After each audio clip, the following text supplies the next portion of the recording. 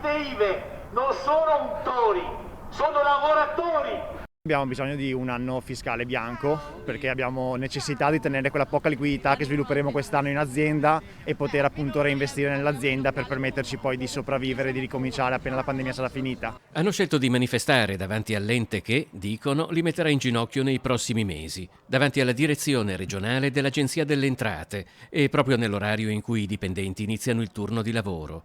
A Marghera il primo pallido sole di una fredda mattinata di febbraio illumina commercianti, baristi, ristoratori, titolari di varie attività uniti dalle gravissime difficoltà che la crisi del coronavirus ha portato alle loro imprese. Chiedono tra l'altro una rottamazione delle vecchie cartelle esattoriali.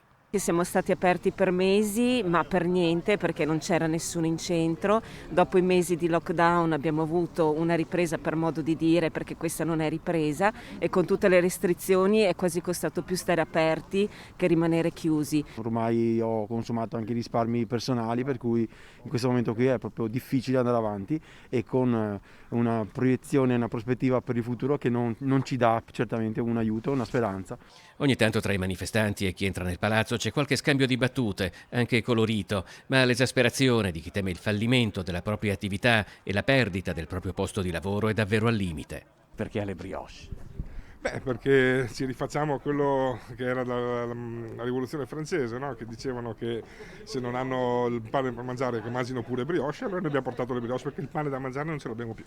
Una rappresentanza di Veneto Imprese Unite ha potuto infine esporre le proprie istanze direttamente al direttore regionale dell'Agenzia delle Entrate. Altre richieste riguardano una legge straordinaria per il fallimento e un abbattimento del costo del lavoro per mettere freno a futuri licenziamenti.